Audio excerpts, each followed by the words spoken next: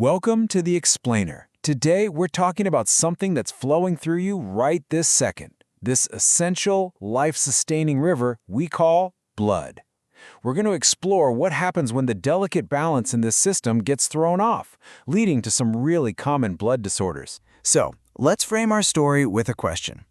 Imagine your blood is this super efficient team of specialized workers.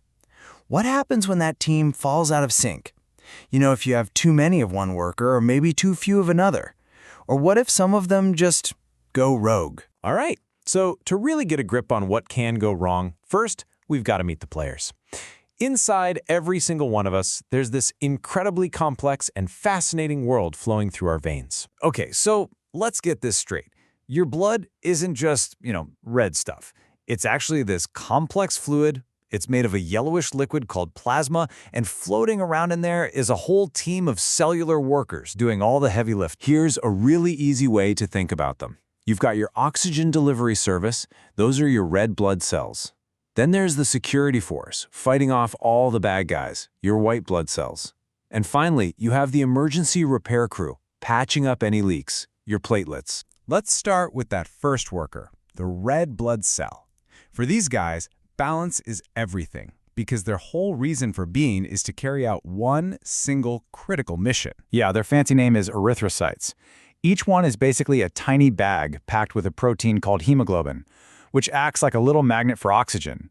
They snatch it up in the lungs and then zip around delivering it everywhere else. And honestly, without them, your body would start shutting down in minutes. And this is where that idea of balance really hits home. On one side, you've got anemia.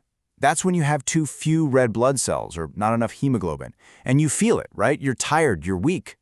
But then, on the complete other end of the spectrum, you've got polycythemia, too many red blood cells. This actually makes your blood thick, almost like sludge.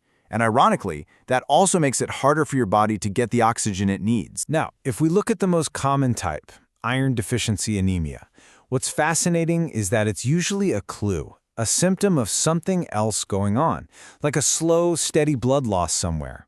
That's why the treatment isn't just about popping an iron pill, it's about playing detective, finding that root cause, and then giving the body the iron it needs to rebuild its supply. And check this out. Here's a brilliant little life hack from biochemistry. On its own, iron can actually be kind of tricky for the body to absorb.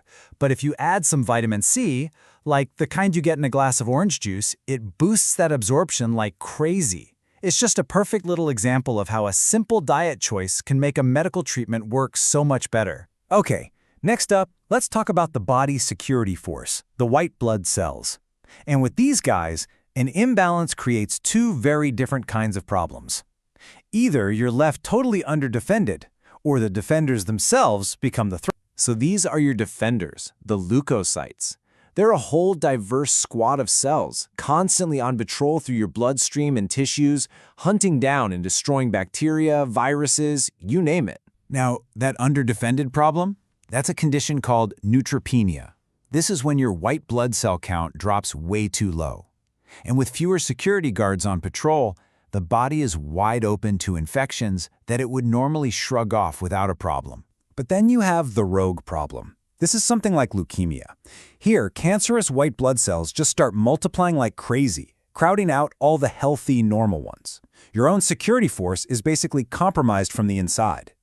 To fight this, one thing doctors use are drugs called antimetabolites, which essentially starve those cancer cells or block their ability to copy themselves. And some of the other treatments? Well, they take an even more direct approach. For instance, alkylating agents are designed to directly attack and damage the DNA of cancer cells, which stops them from dividing. It's a powerful strategy. And here's a wild piece of history.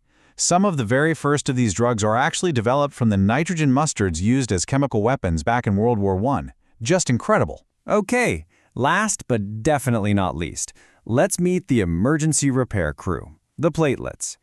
These guys are essential for one very simple, very important reason. They stop you from bleeding. These little guys, also called thrombocytes, are your body's first responders. The second a blood vessel gets damaged, bam, they rush to the scene, they get sticky, they clump together, and they form a plug to stop the bleeding. It's a life-saving process that's happening all the time without you even knowing it. And yeah, an imbalance here can be life-threatening. With thrombocytopenia, It's a numbers game. You just have too few platelets, which means you're at a high risk for bleeding.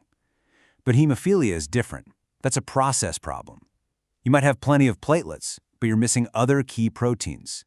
These things called clotting factors that you need to form a really strong, stable clot. So as we pull back and look at the whole picture, from anemia to leukemia to hemophilia, you start to see this one single powerful theme that ties everything together. It all comes back to balance. For every single worker in your blood, there's a too little problem and often a too much or a gone rogue problem. You see it right here. Red blood cells, anemia on one side, polycythemia on the other. White blood cells, neutropenia versus leukemia. Platelets, a bleeding risk when there are too few. At their very core, all blood disorders are a story about this delicate balance being lost. And that is the whole point of treatment. It doesn't matter if it's a simple iron supplement, powerful chemotherapy, or an infusion of clotting factors.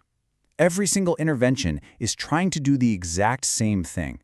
Just gently nudge the system back towards its natural, healthy equilibrium. Which brings us to our final thought.